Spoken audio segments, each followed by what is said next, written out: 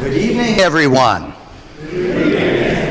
That's the kind of good evening I would expect on a rainy evening. That's so depressing. It hasn't stopped raining since what, 9 o'clock last night? So let's try this again. Let's pretend it's 7 o'clock in August. No, September. That's a good time for us. 7 o'clock and there's still light and it's been a beautiful day. Good evening. Good evening. Ah, we like that. You're so beautifully dressed. We love that. My name's Brad Connor. I'm music director here at First Parish. I'm so glad you could come this evening and enjoy Beethoven and celebrate the birthday of one of Western music's all-time, if not the all-time greatest composer. I'm not here to argue that, so let's just say my opinion, and you have yours if it's different. I'm here to give the curtain speech as to how things work here. If there is an emergency, we would like for you to calmly get up and you exit that door. You can exit that door, but that door is preferable. This door, notice, does not have an exit sign, so please do not exit this door. The other thing is, if you've got any sort of electronic device, phones, not pacemakers, phones, please make sure you either turn them off, which is preferable, or at least no vibrating, no muting. There is no recording of the concert on your phone. Finally, if for any reason on a cold, rainy night that you have to use the facilities, the euphemism, they are actually behind this wall, and you would go out that door and go into the center section of the hallway, and it's on both sides. If you choose to do that during the concert, we would prefer you wait till intermission, but if you have to go, then please go around the back and go out the side door. Don't necessarily cross up here. Duets are nice, but this is a solo piano concert. So to tell you a little about this particular concert, Paul literally walked into this building sometime last summer, and he looked at the space you are now sitting in, and he played on this piano, and he contacted me and he said, I would love to put on a benefit concert for you.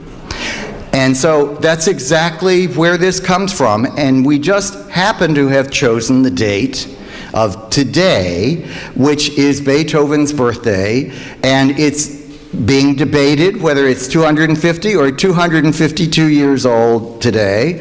It doesn't matter, he's dead. It's somewhere around 250, let's say that.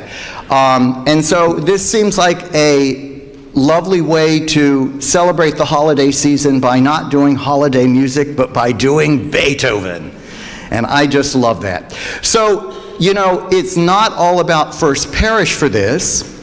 We are splitting the proceeds with another organization, and I'm going to ask our technical support people to run the video, and let's see if we can get that working, and you'll see it right here on this television. Hi, my name is Mary Grant, and I'm the president of Massachusetts College of Art and Design. And I want to thank you all for joining in person or tuning in to tonight's concert. And I want to thank Paul-André Bempéchat, a dedicated member of our Mass Art faculty who cares deeply about the well-being of our students. Mass Art is about to celebrate its 150th anniversary next year in 2023, and we are so fortunate to have faculty like Paul. This evening's concert is a benefit to help students at Mass Art who are sometimes experiencing insecurity around food and nutrition. This is an issue on college campuses across the country, and through the Mass Art Shelf, we provide students with the resources they need to enhance their well-being and support their education.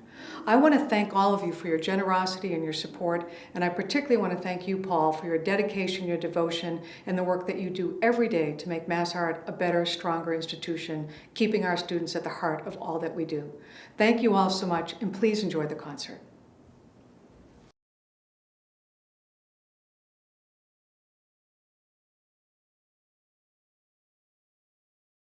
And let's all welcome our artist.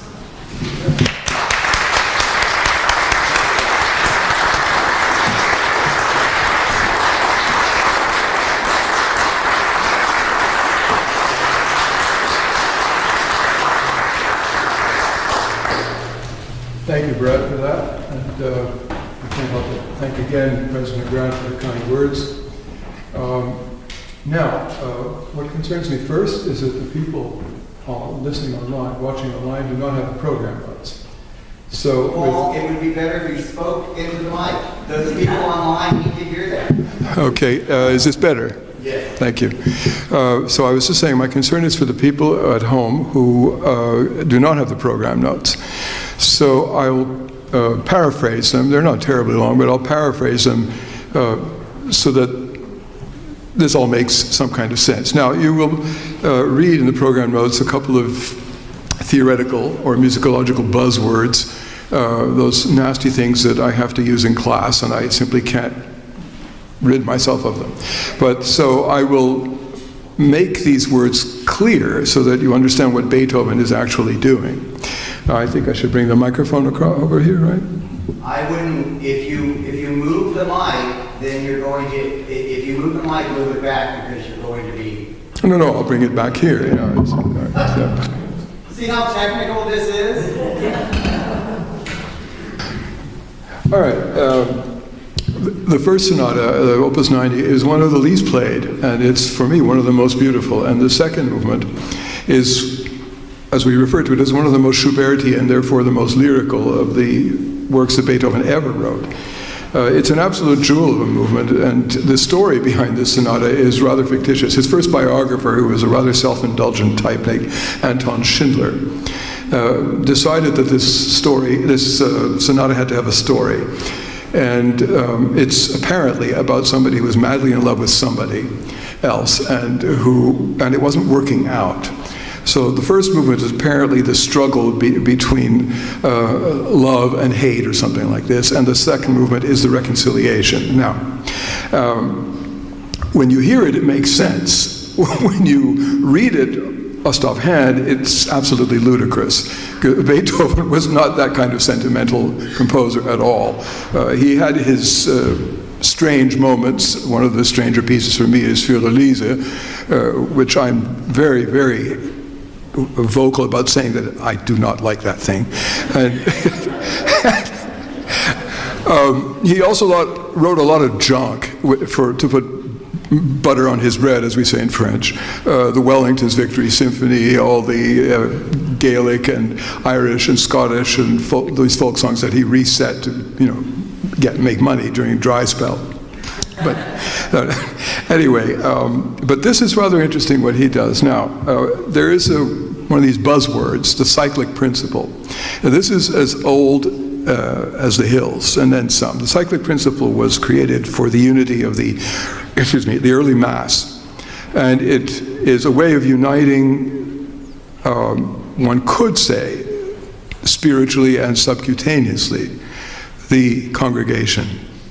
And it's a thematic principle that goes from one movement to the next.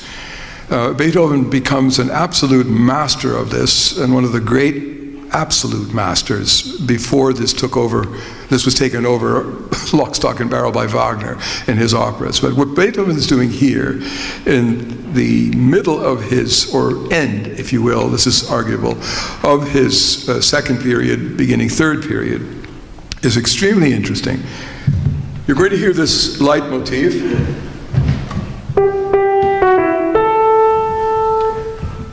which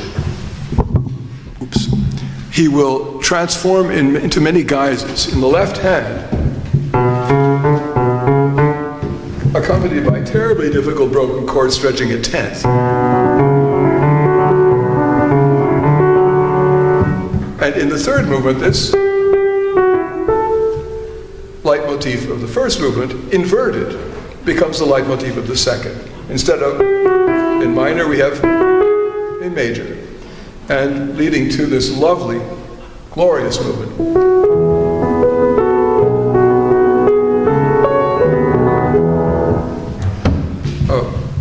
The first movement is because of the storyline that was attached to it, arguably Sturm und Stress, Sturm und Drang, as the Germans would say. And it is, in fact, the second movement is, in fact, its reconciliation. It's one of the most curious pieces he wrote. The two-movement sonatas are, for the most part, very curious pieces. I was going to program, additionally, Opus 54 in F major, but that was just too much.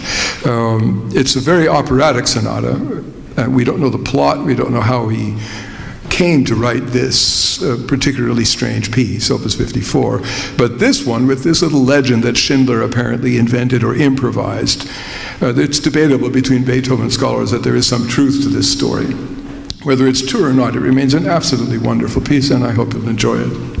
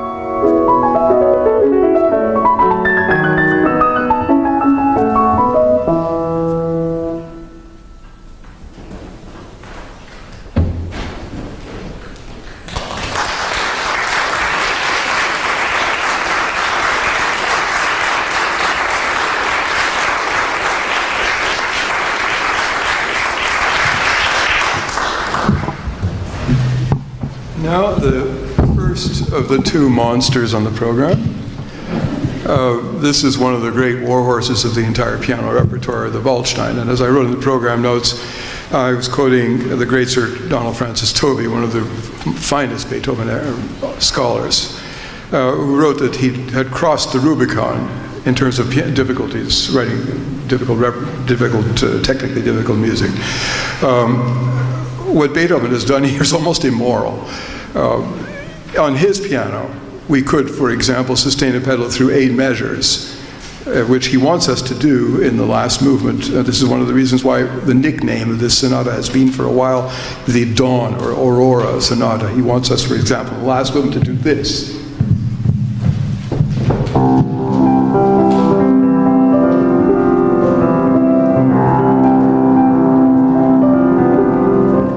On Beethoven's piano, that would have worked because the pedals just didn't sustain. It's absolutely inoperable here. What he also does is, aside from writing a rather difficult technical passage of the traditional order, he decides that we can do glissandi the way string players can do them very easily. There are wonderful piano pieces which include glissandi, but it doesn't work. When you've got them going in either direction and you're supposed to play a harmonic cadence in the middle, I really don't know what he thought he was doing. And before performing this piece, I had started it when I was in high school, and I just picked it up again last summer, trying to put this piece in order in my repertoire. And I talked to a lot of colleagues who, also went on to careers. What do you do with those glissandi? And he said, you tweak the whole thing. So, which is how I wrote in the program, that some of us split them up, some of them attempt to do glissandi, which I find actually rather pretentious. But I split them up, and I also drop 1 octave of a scale, because Beethoven doesn't deserve all my suffering.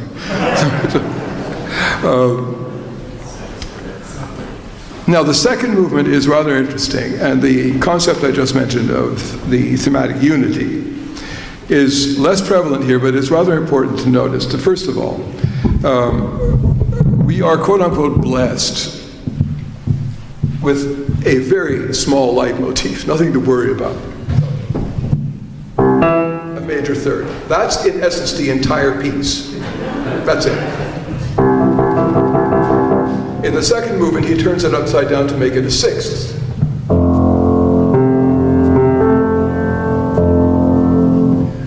And back to the last movement.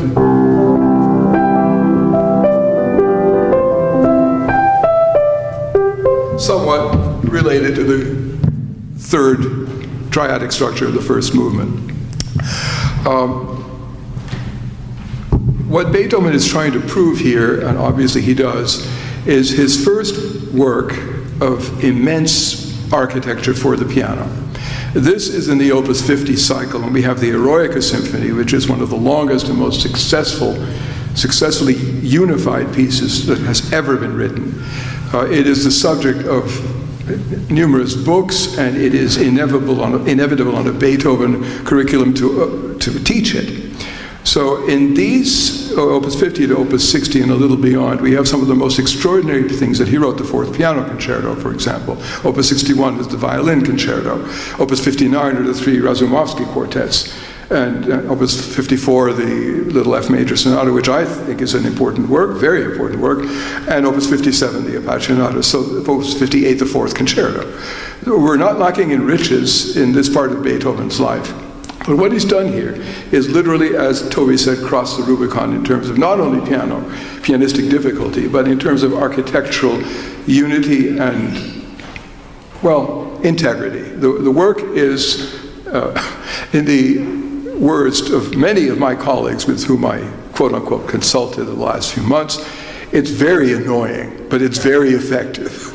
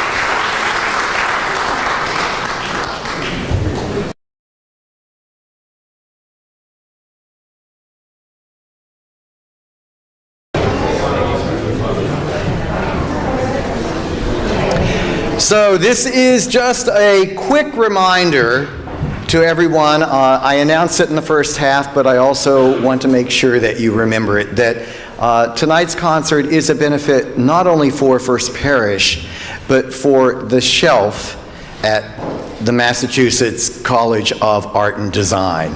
And that's what you heard in the introduction. And someone asked me about that. I wanted to make sure you all remembered that you're here and you're doing good work for being here.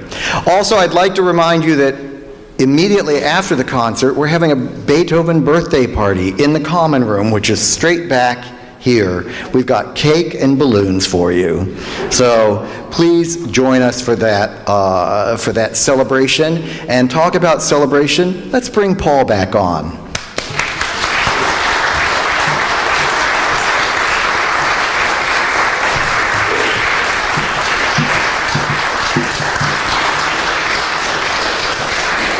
A few more words about the Appassionata that I may not have written out in the program notes, and again for those who are watching online.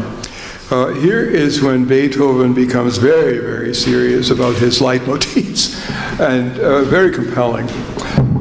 This is, I dare say, the most popular of all the Beethoven sonatas after the Moonlight. You know, the milkman knows the Moonlight Sonata. He won't know this one, but his wife might know the Appassionata. So, but what we're dealing with is an extraordinarily unified piece, as well unified as the Opus 90 Sonata, which came much later, not much, but a decade later. And we don't hear it that clearly because it's so well crafted and so subliminal that it takes some explanation. I've played this thing since I was 15, and it's just about a year ago that I realized what he was doing. Of course, and this is what's going on. Here's your main theme.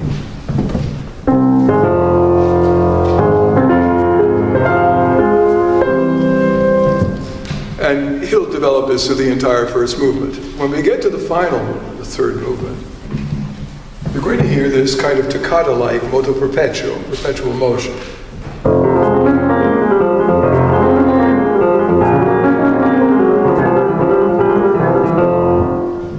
Unfortunately, it doesn't stop. But anyway, that's my problem. Now, what Beethoven is actually doing here is basing this broken chord and developing it into a theme.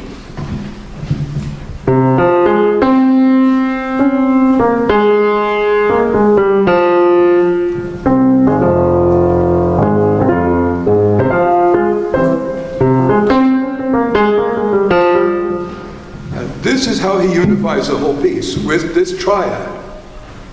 So I cannot say that this triad is as trivial as the major third and the sixth are in the Waldstein. It's much more compelling emotionally a piece than Waldstein. Waldstein is explosive. This also explodes, but it has a much deeper spiritual connection here in the second movement, which is, we could arguably say that it's a prayer, because he uses the plagal cadence and develops it in a set of very ethereal variations.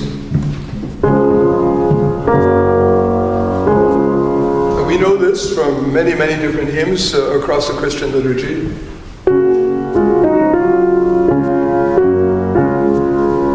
And what Beethoven has done is develop this motive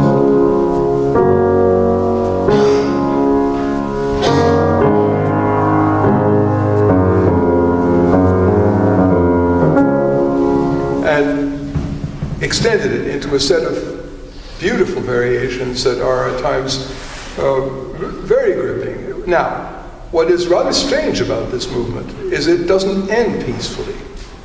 So one wonders if Beethoven, who was always questioning spirituality and religion through his whole life, there is some suspicion that he became a Freemason at the end of his life. But what is rather compelling is all of a sudden, after the final variation, we hear this, which introduces the finale. This, in music theory, is a diminished seventh chord, and it's one of the harshest chords to listen to. And he pushes it and pushes it and pushes it with almost no reconciliation. Now, I was wondering, in the symbology behind this, if Beethoven is refuting religion after this very ethereal second movement, condemning it, or just wondering what to do with it as he gets into this. All speculation, all hermeneutical on my part, I confess, and one can take it or leave it, but these are considerations that one has to explore as one establishes one's interpretation of a piece, of a great piece, a tremendous work of art. So, hope you enjoyed this one.